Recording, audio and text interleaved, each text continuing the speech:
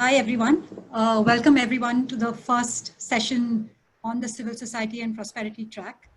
This is, in fact, the first session of Charcha 2020 after the plenary.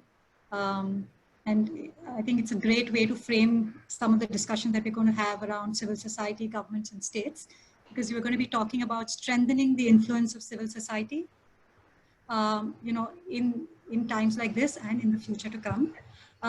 My name is Smaranita Shetty, and I'm part of India Development Review, which is the country's largest media platform for the development sector. Before we start, though, just some housekeeping tips that I'll just go through for this session. The session is an hour long. It'll end at 4. I will spend a few minutes initially setting context and background, after which each of our distinguished speakers will speak 5 to 6 minutes about how they've been thinking about this, because they have been thinking about this, putting their time and energy into some of the issues we're going to talk about today. We will then have a moderated Q&A, and we'll keep the last 10 minutes for question and answers by the audience. There is a question box on the Zoom link where you can enter in your questions. As much as we would like to answer all the questions, I think for time constraints, we might have to pick some. So if you see any questions that are already there, just upvote them so that we know that we can prioritize those. If you're not in the Zoom meeting, but are watching it on a live stream, either on YouTube or Book My Show or the Quint, you will not be able to ask any questions from the panelists. So one way to do that is to join the Zoom session, and you can do that by scanning the QR code, on the app. Okay, with housekeeping out of the way now, just let me set some context to why we're talking about what we're talking about for the next hour, right? I mean, all of us have seen this, and the last 2 months have been like eye-opening for the country at large, right? We've seen the vulnerability of our migrant workers. We've seen the disproportionate contribution they actually make to our homes, to our companies, and to our country. We've seen the inability of the state or the markets to deal with a crisis of this nature. But I think what has stood out amongst all this has been the stellar response of civil society, right? We have been the first responders in every single situation. So we've rallied people, we've raised money, we've mobilized communities, we've delivered rations, food supplies, PPE kits when the government was unable to do it. We have manned helplines. And when the private sector was shut down, it was actually non-profits and community organizations that stepped out into the streets to serve. What has stood out amongst all? So the value of civil society, in a sense, which over the last 2 years, we've seen it being slightly sidelined, marginalized, has become very, very apparent today, right? And whether it's markets, whether it's the government or society at large, is now beginning to see the contribution that the sector makes. But I think this, in a sense, some of us in the sector know this is probably going to be short-lived, because we know that once the crisis is over, there is a very high likelihood that the stringent regulations that bind us are going to stay, funds are going to be scarce, maybe even scarcer, and nonprofits are going to go back to kind of actually battling for survival.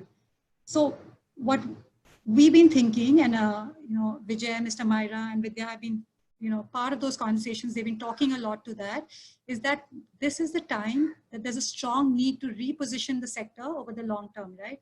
Which means that we now need to change the power dynamics that exist today between civil society, between governments, and between corporates. And now is as good a time as any. We need the country to understand and support the critical role that various actors play, right? So whether it is... we are getting crosstalk from another... from another panel? Yeah, Sanjeev Mehta and others are being introduced at least. Oh, that's weird. Vishaka? Can the others hear it? No. Arun, are you able to hear? No, I did for a few seconds, but not now. It's off now for me. In my case, it's continuous. So, is it on? Or do you have another Zoom panel on? Maybe on your laptop? No. Oh. So maybe you could join back. Okay, I'll do that. Yeah. Yeah. Smanita, you can continue. Yeah, so yeah, I just spend some time just. So basically, what we're saying is we need the country to understand the role that civil society plays, right, in shaping the future. So whether it is by educating the millions of children and then later skilling adolescents so that, corporate India can hire them. They are employable for corporate India. Or it's by improving primary healthcare services so that you reduce the burden on the government infrastructure and resources. Or it's just, strengthening local governance systems.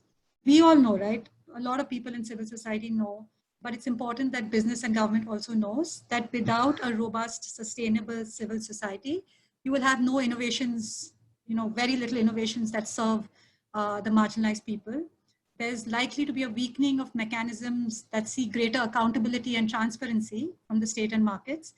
And most importantly, there will be no focus on changing, very, very entrenched gender and social norms, and which is so critical for making our society just and critical, right? Just and inclusive. So all of this, what does this actually mean, right? It's not just affecting civil society. The minute all of this doesn't happen, it means that the voices of the citizens of this nation get smaller and smaller. And in a sense, we're reducing the strength and resilience of our democracy. And that, in a sense, is the context in which some of this conversation will happen.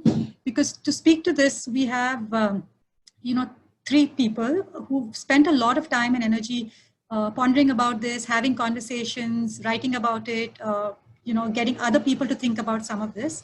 And so some of the conversations will be about where is our sector headed, how should we have a greater voice in public discourse, and above all, how do we become like a strong balancing and equal force with governments and state and business, right? And now I've spoken like a fair bit, but I'll now hand over the floor to the panelists. But before that, I'd just like to spend some time introducing them. Between the three of them, they have built organizations, they've shaped policies, and they've changed the way business has been done in each of their fields. It's like whether it's in management consulting and automotives, whether it's in corporate philanthropy, whether it's in rural livelihoods or in microfinance. Mr. Arun Maira has worn many hats in his career. He was part of the Tata Group for 25 years. He was chairman of global consulting firm BCG, and he's been a former member of the Planning Commission. He's also authored several books on leadership, institutions, and systems change.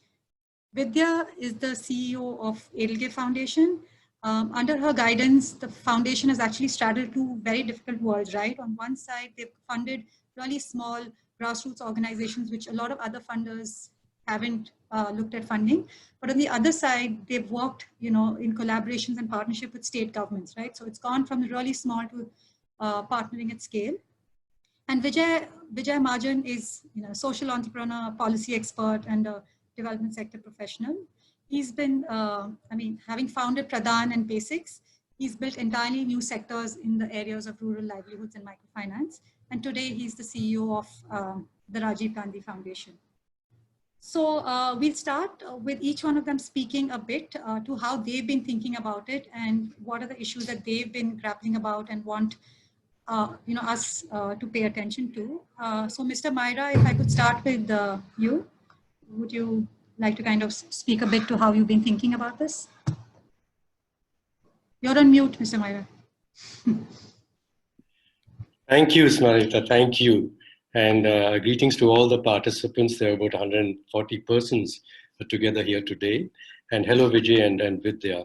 Smarita, to my mind, the purpose of civil society is to enable people without power in society to eat at the same table as the people who have power. People who have wealth and who have positions of authority have great power over others. A civil society enables powerless people to sit on the same table as powerful people so that they can participate as equals in the decisions that affect their lives. So rather than to stand at the back of the room and wait to be called upon to serve when required, while the powerful dine in together and discuss the future of the world, civil society enables the powerless people to sit on the same table and eat together. There are many types of civil society organizations, and they help people in different ways. Some help people to eat well, either by providing them charitable relief when they are starving, or by enabling them to earn more so that they can buy more food. These organizations do either humanitarian work or, as we call it, development work. Other civil society organizations enable powerless people's voices to be heard at the policy-making table, and they do what we call advocacy work. The one thing common to all three types of organizations is that they work on behalf of and for powerless people. My longest experience with civil society organizations has been with labor unions. The job of labor unions is to make wealthy owners and also policy makers listen to the workers who work to produce the wealth of the owners and who make the economy work. The weaknesses of unions and associations of workers in India has led to the horrible tragedy unfolding around us of millions of workers who have become homeless and starving migrants.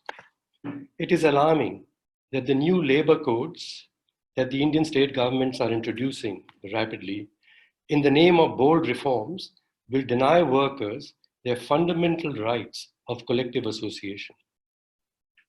I've learned quite a bit about the power struggle between civil society and powerful people through my experience with unions, as well as my last 20 years of work with many other forms of civil society organizations, some who do humanitarian work and some who do advocacy and some who do development work, most of them in India, but some internationally.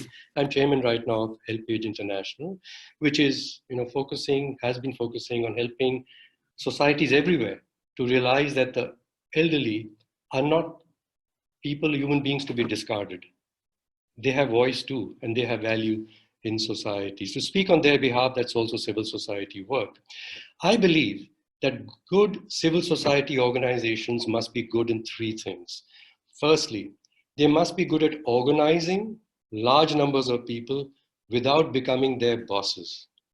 They must be good in shaping movements and in forming networks. Leaders of civil society organizations must not aim to be good CEOs. I worry about when they're referred to as CEOs. Sorry, Vijay. Secondly, they must not use the same instruments of power that the powerful use to compete with them. In other words, they must never use violence. Recall that the Naxals also fight for powerless people against the power of wealth and the state. However, the Naxals are distinctly uncivil. And leaders of civil society organizations must resist the urge to gather more funds to scale themselves up and thus outspend others, because this breeds internal corruption. Thirdly, leaders of civil society organizations who are in service of the people and work for the people must always serve the people and be seen to serve the people. Netas must come down to the ground. And I'm using the word netas as used for civil society leaders and government leaders. And business, of course, hate to be called a neta, they'd rather be called CEO. So netas must come down to the ground and not stand on pedestals above the people to be worshipped from below. I've seen such hubris destroy many unions and other civil society organizations too. So these are my three principles for good civil society organizations. Thank you. Thank you, Mr. Maira. Vidya, if we can move to you, trying to get a sense of how you've been thinking about this. I think, partly because I've straddled both the corporate world in my previous avatar and then, being now part of Edelgift for the last 12 years and counting. I've sort of been able to see both sides.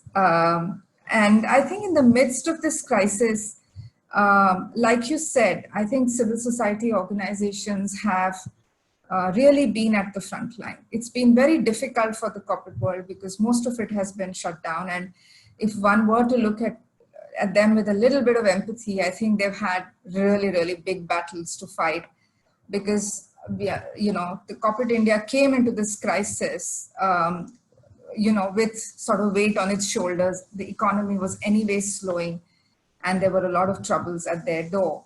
So I think the way civil society has come forward to almost fulfill any need, whether it's food, rations, water, mobile recharge, getting people back home, every single issue. And on top of that, they've been battling this in an environment where basically a lot of state structures have actually collapsed. So if you look at the more rights-oriented work or the protection-oriented work, a lot of that civil society has just been, battling an uphill task with the increased levels of violence that you're seeing, whether it's police against migrants or whether it's in homes or whether it's, increased instances of trafficking coming back in a very, very big way. We found that because the legal justice system is also currently shut at the lower courts and the district courts, police are refusing to file FIRs, because it means arresting somebody and where do you keep them? So effectively, a large part of the state infrastructure is absent. And the only guys who are there at the front line to deliver are either well-meaning district and block level officials or state officials who want to go out the extra mile to do things, the health workers, of course, and then civil society organizations. So I think in this situation, a funding organization like ours has to come in with the realization that overall, you have to just be there to support and rather than directing, to just allow organizations with deep community roots to figure out what is really needed and go out and do that. So give them the flexibility, give them the umbrella and the shelter, and find the funding if you don't have it yourselves to really support organizations at this time. I think that's the role that funders and the corporate world can play. I'm saying this even though I know that the corporate world is under tremendous stress of its own. But if we can come in with some amount of empathy and say, today, for example, I was talking to an organization that works on trafficking and one that works on access to legal justice. And they were saying that we never thought we would be in the business of distributing food rations. But we've had to do it because otherwise people would die of starvation. And some particular communities, whether it's the Dalits or the Muslims, will not get that access. But we've had to do it. And if a funder comes and looks at us and says, that's not I've never funded you to do this. That's not the attitude that funders can take at this time. So I think that balance has to come back between what really needs to get done and who can do it well. Thanks, Vidya. I think the importance of straddling, understanding business concerns, but also what, in a sense, is how do they engage with civil society is like an important kind of pay attention to. Vijay, this has been something that you've really been evangelizing, talking about, getting people to rethink. Would you like to kind of spend some time talking about it? Thank you, Smarinita, and wonderful to be with Arun and Vidya on this. Hello, participants. I see there were 155 of you there. And so I intend to talk about how we can strengthen the influence of civil society at 3 levels. Level 1 is necessarily at the level of ideas, because ideas drive everything. Level 2 is resources, and level 3 is alliances. Action is built into all 3, so that's not a separate heading. I believe in action at the ideas level, resource level, and alliances level. So at the level of theory or ideas, I think we can use, as Vidya so graphically described, the recent events to indicate that the basic capital of any society is actually social capital. Natural capital is something we inherit even before human beings were there on the earth. But the human-made capital is actually social capital. And those parts of society which have had a reasonable amount of social capital have managed to cope with this crisis better than those which did not.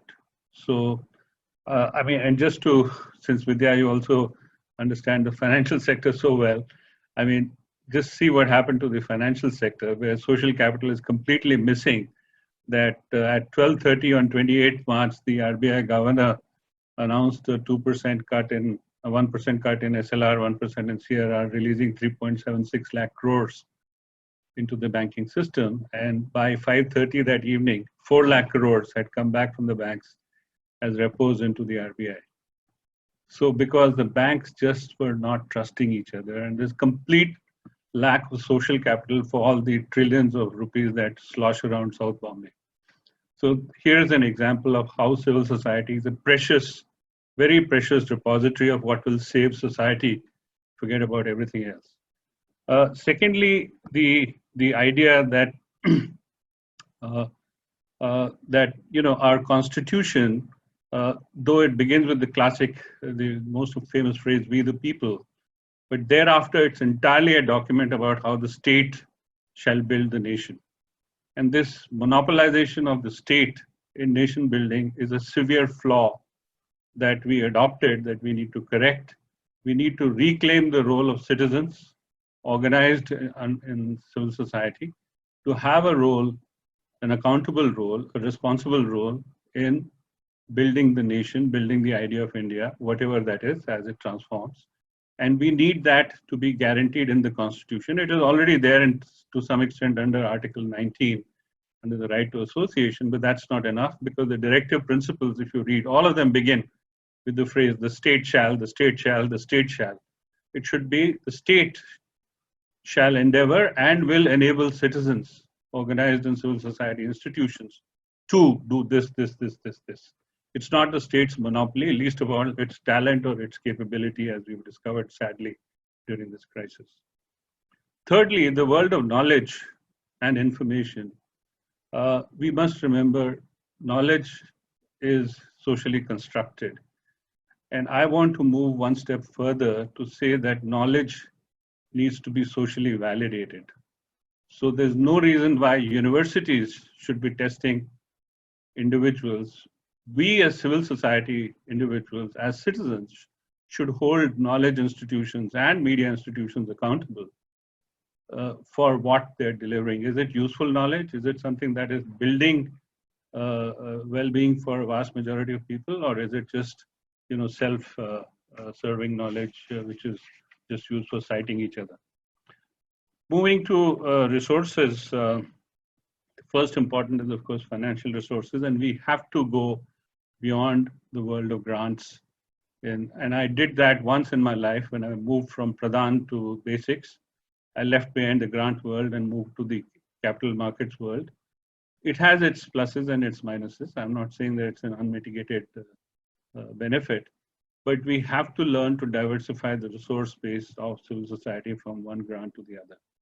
And that could be user fees, that could be income generation based on various activities that we do. It could be learning to work with loans and investments, with social investments. But we have to develop a new attitude towards financial resources.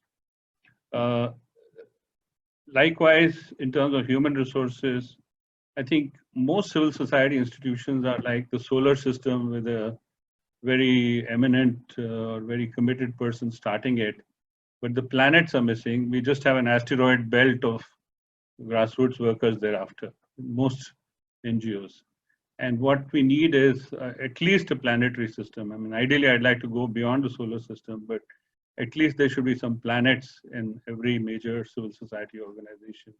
We need to build a good middle and multiple levels of leadership. And finally, infrastructure. It's tragic that even in a city like Delhi or Bombay, there is now no place left for civil society to even meet. So I insist that every Indian city shall, by law, have a civil society Maidan with a civil society Sarai for low-cost accommodation and a civil society Haat for us to do, transact whatever goods and services we sell and buy. And it should be acres of land in central spaces. It can't be just some little piece thrown to us, outside the city. And finally, on alliances, I was delighted to hear Arun. I did not know, Arun, your long involvement with trade unions. I must separately catch up with you on that.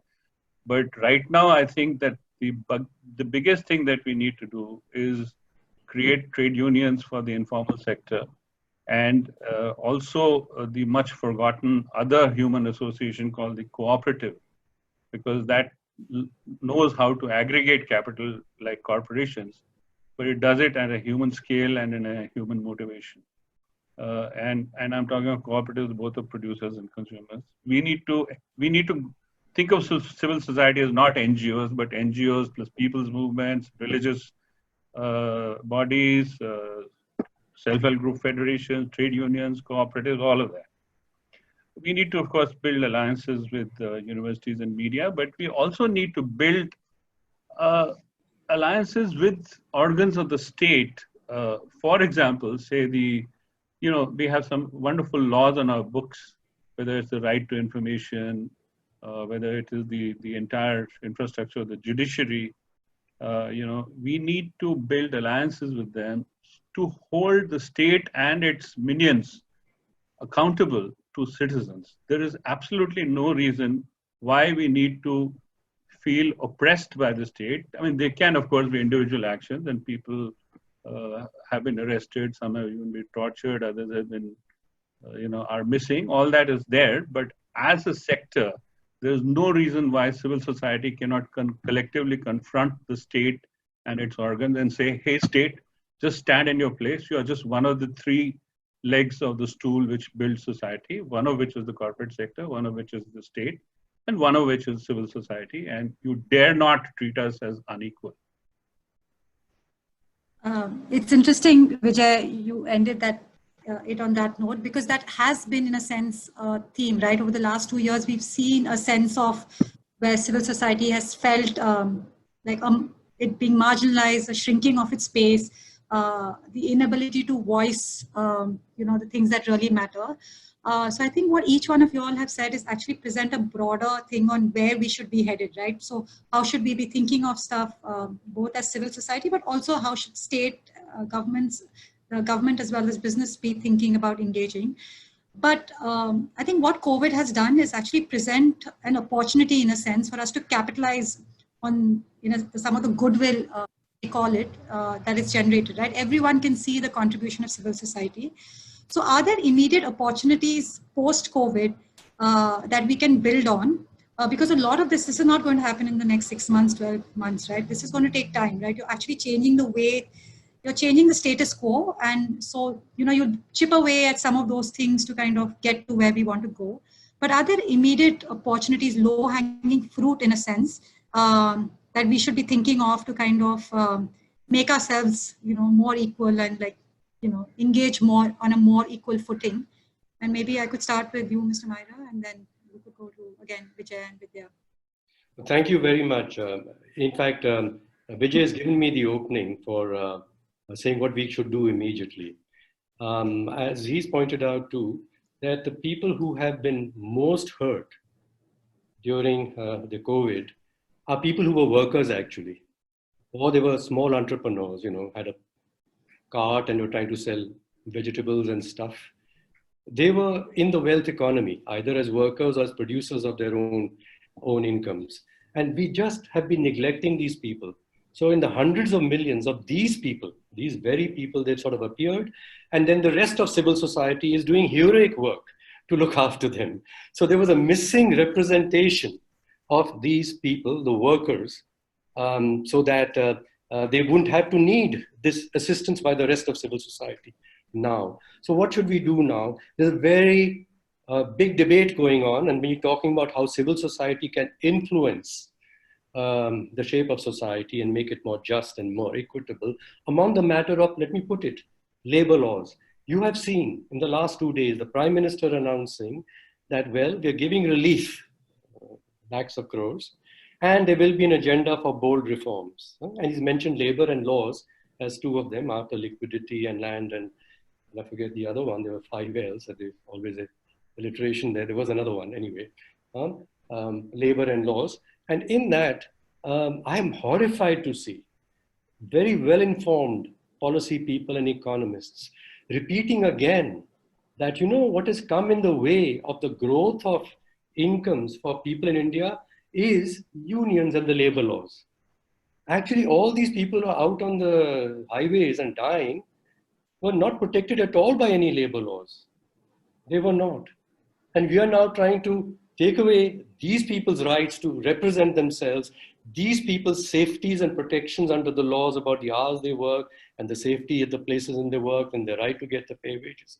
We're taking all that away in their name and saying, you know, so that they'll be well looked after hereafter, let's withdraw even the very few protections that there are for some few labor in the labor laws. So I'm finding myself in the last 48 hours, this matter, Vijay, about ideas, as you say, to engage with people who, for own power reasons, and they're good friends of ours, yours and mine too, who have shut themselves off, who are subscribing to, we've got to grow the economy, we've got to get investment, we've got to get Korean and other firms and Japanese firms who, you know, don't want to be in China any longer.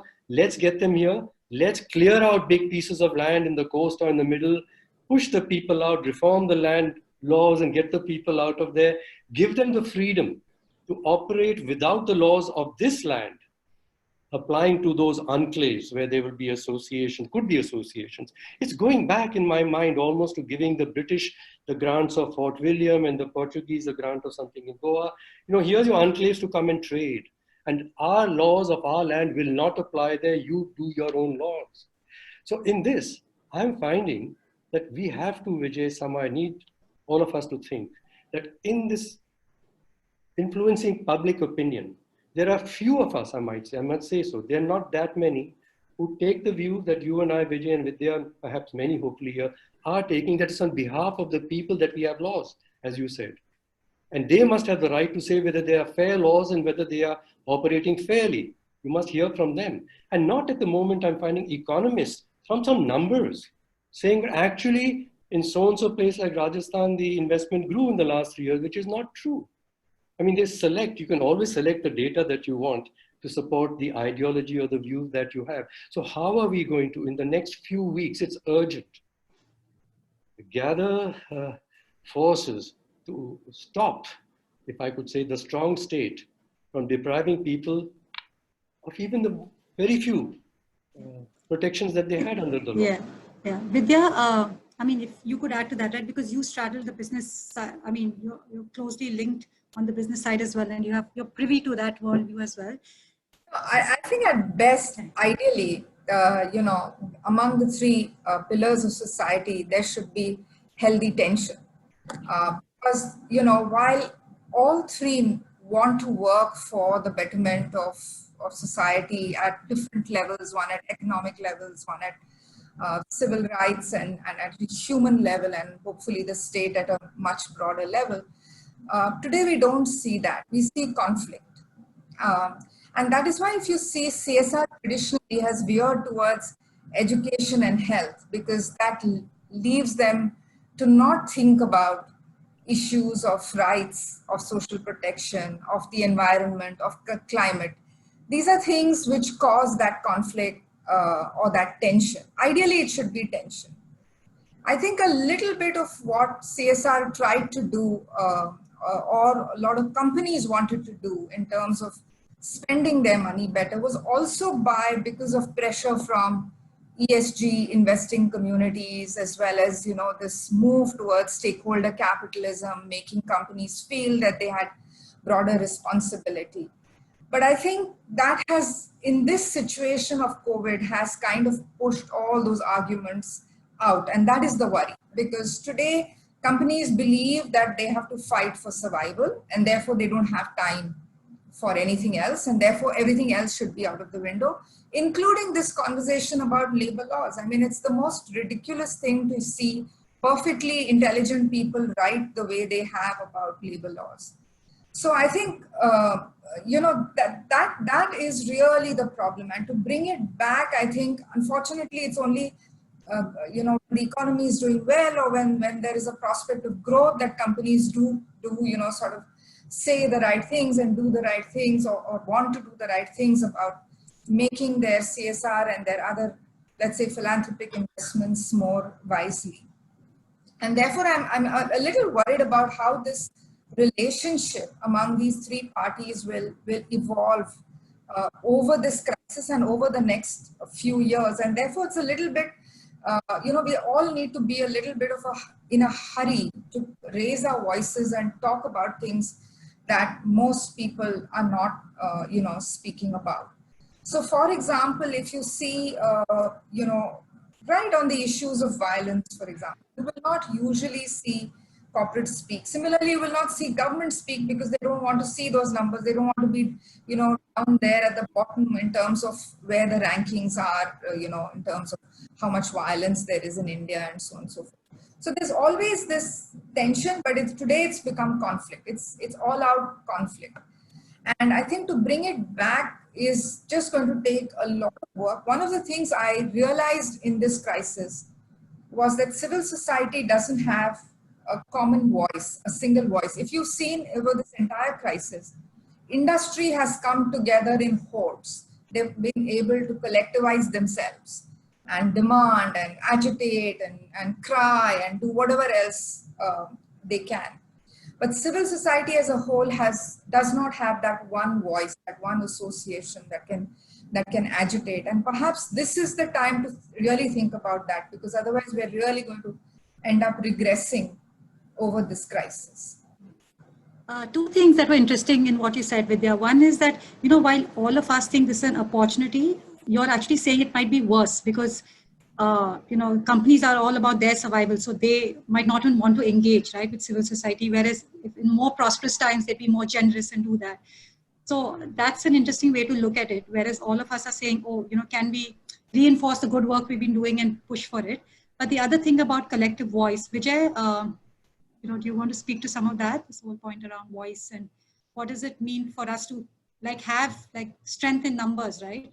Whether it's dispersed. I know Mr. Myra has a point of view on power and dispersion versus it being one voice. But yeah, so the strength in numbers is needs to be, as Vidya said, needs to be consolidated. I doubt, Vidya, if there can be a single unified, even in industry, actually, there's not a single unified voice, but still it's far more organized than it is in civil society. But some of it has to do with the inner failings of civil society over the last 20, 30 years. We've not really renewed our stock of practice or ideas or human resources and so forth. But the one most urgent thing that all of us should do at this moment is to say, yes, we of course want a revival of normalcy, but it should not be the old normal of business as usual, without attention to workers' rights, without attention to social security, without attention to urban congestion, without attention to environmental degradation, without attention to corruption of the state. If that is the economic growth that we want, then I would rather secede from that and go and settle down in a village where I don't have to wear a mask, in more senses than one. So we need to therefore articulate that, yes, we need to use this COVID crisis to mend our ways, even as we try to come back to normalcy. And the old normalcy is not acceptable, and least of all with all these new shenanigans that Arun mentioned, for example, about related to labor laws, in the guise of needing labor to get them to work for 12 hours shifts and without any security of any kind, and arrest them in a whole state like Karnataka, even if they want to go back. I mean, this is a complete, this is modern slavery, nothing less than that. So this needs to be resisted. This needs to be called by the name that it deserves. And we need to get more explicit about these things in civil conversations. Yeah, and I think to that point, one of the people in the audience have actually asked a question which is very linked to this, which is, why is there a lack of and I'm just going to jump to it because it relates to some of the conversation we've been having. Why is there a lack of organization in the development sector? It is the only sector without a lobbyist group or a union. Also, since there's a perception of development organizations as being instruments to perpetuate different forms of corruption, how does the sector respond to it? So I think part of it is a larger question about the brand, right, that the sector has. But yeah, the first point about why, how come the sector which fights on behalf of citizens doesn't have a collective or lobbyist union of its own. And the second is, what do we do with the perception around the sector? Yes, Mr. Myra. Vidya, when I was in the planning commission, I joined and I said, well, I've been asked to rethink from scratch the failures of India's planning and referring back to the constitution, starting there. As Vijay said, it's about we the people. And there's several good clauses in the constitution which says that the people will decide, the people will do, the people shall judge. It's sprinkled all over. That's the spirit and the flavor of it.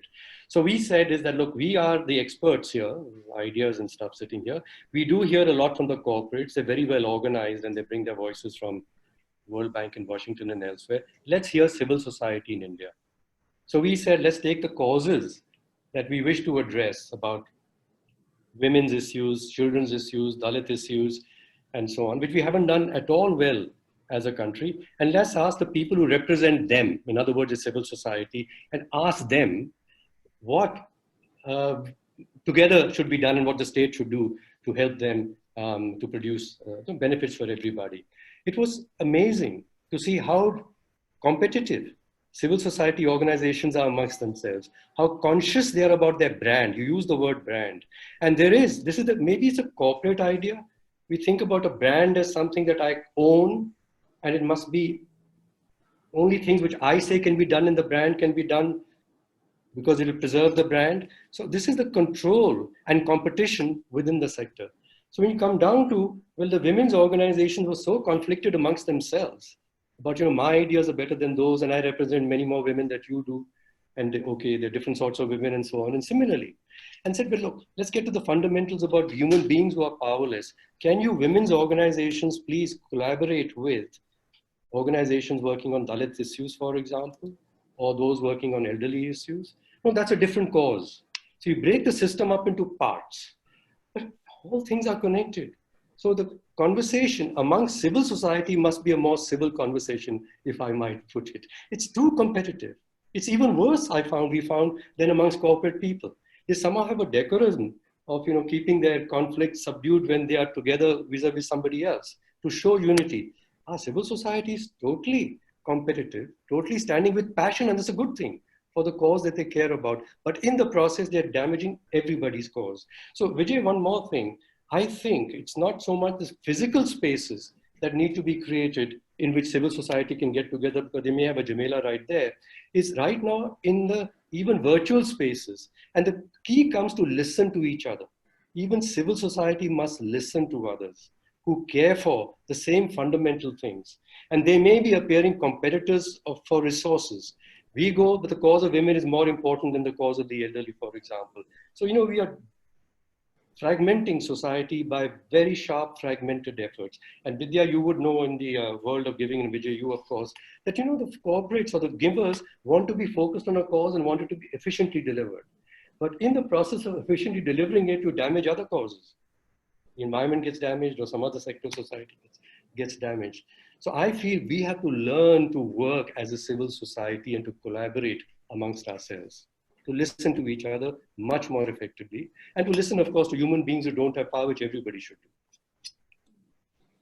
Yeah, another question that we have from Alok Arunam is, and this talks about the regulatory environment, right, which we didn't touch upon much in this conversation, but he's asked the regulatory environment for the development partners, NGOs and CSOs, have been curtailing the growth of large-scale NGOs, and also the organizational capacity building has remained neglected.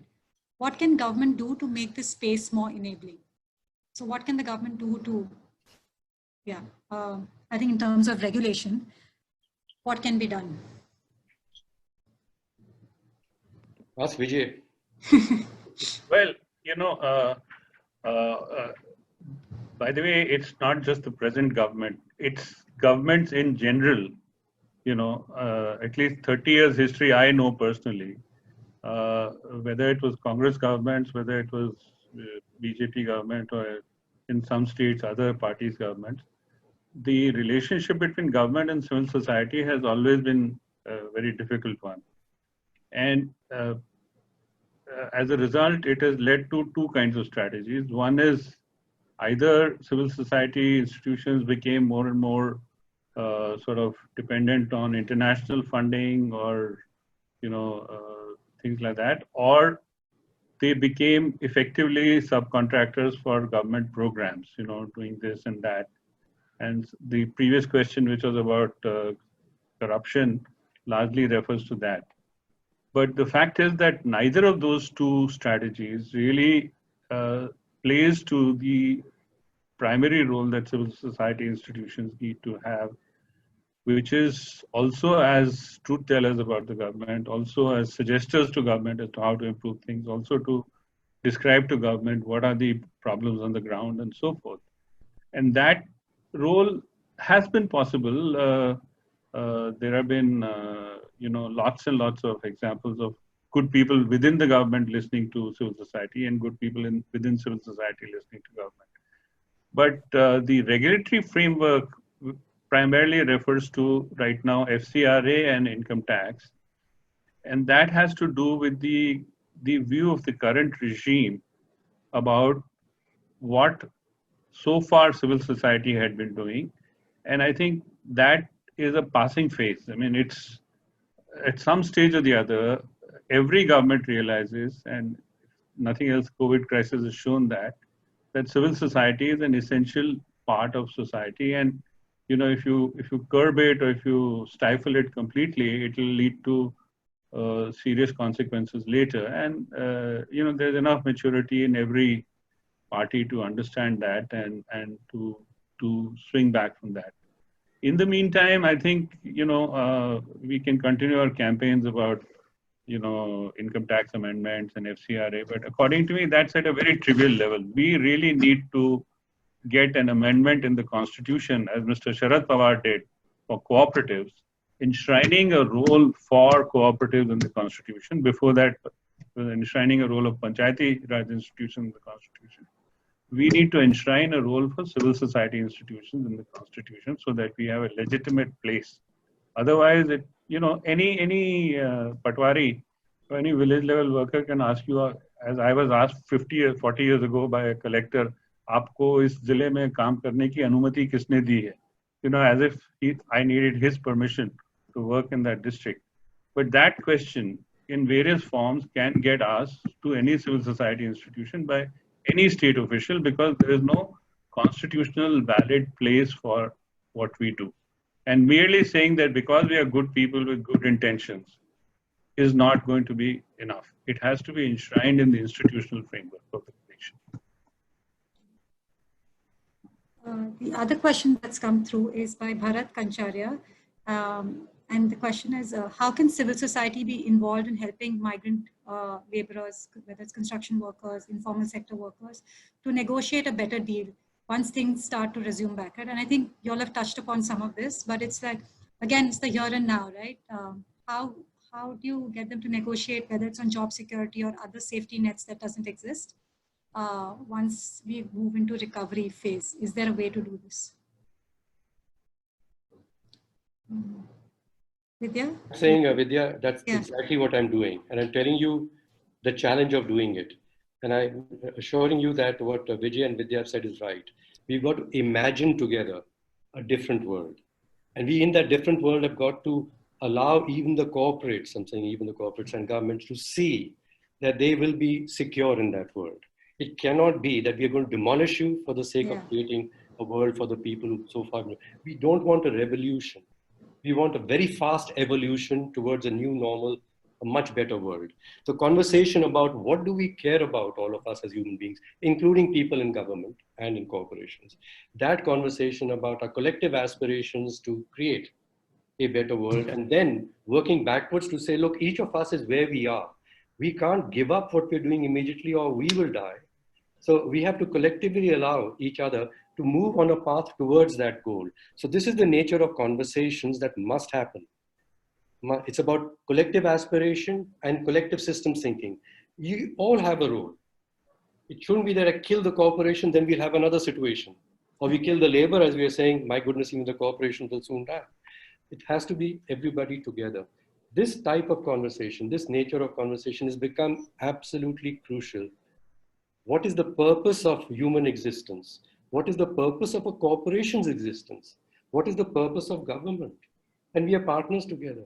And of course, we know the purpose of people existing, they're born, and it's for them that we have to do whatever we who have power with corporations or government have to do. So imagine the purposes of existence of all institutions and purposes and people, and collectively as humanity, without this sort of broken conflicts which are breaking us up, together shape a better world.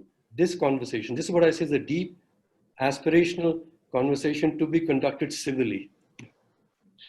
Yeah, and with that, I mean, I think, like Mr. Myra said, right, how do you kind of work closely with business? How does like business doesn't see you on the other side, but saying that how does civil society help us do what we need to do? Because it's, you know, we are under pressure, we have all these things, but also how do we engage with them in like a equal fashion, right? Whereas just seeing them in like, okay, you know, it's our survival. Like everybody's at like, at this point, it's our survival, but how do we change some of that to say that our survival depends on them surviving and, you know, the third pillar surviving as well, right?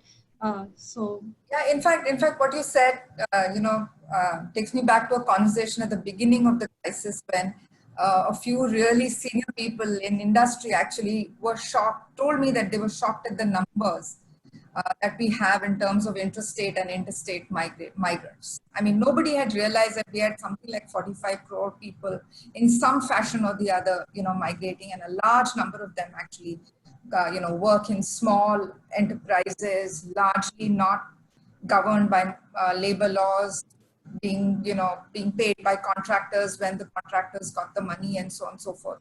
In fact, Rajiv Khandelwal of Ajivika Bureau, which is one of the organizations working specifically on migration, said that perhaps today now industry realizes the kind of interdependence we have, you know, the sort of, it needs to become a more symbiotic relationship. Currently it was one-sided for a very long time, where industry thought it could always get cheap labor, you know, at call, whereas for the first time they've realized, as labor has gone back, they've realized that this labor may or may not come, will come because of economic reasons, but certainly has felt a deep sense of being abandoned and a deep sense of loss of dignity, you know, in this whole episode.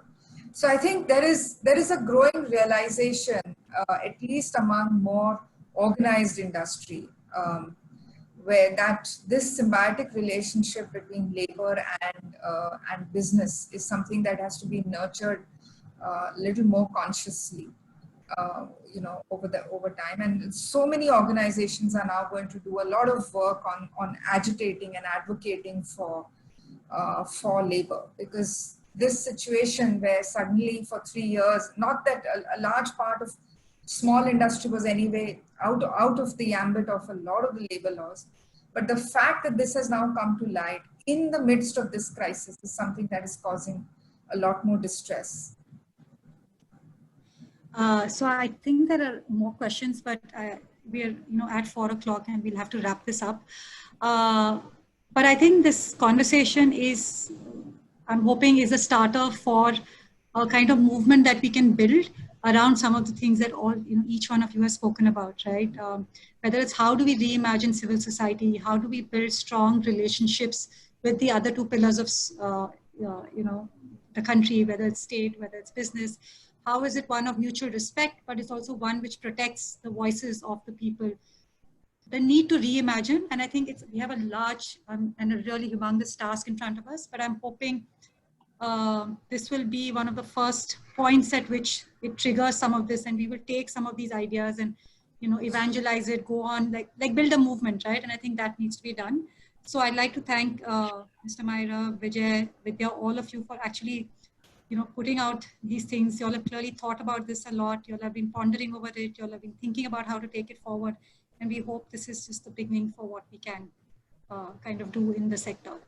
So thank you again. Thank you very much. And thank you, audience, for being here and listening to it, even though we can't see you. Thank you. Thank you. Thank you so much. Thanks, Marinita. Thank you. Thanks. Yeah. Bye. Yeah.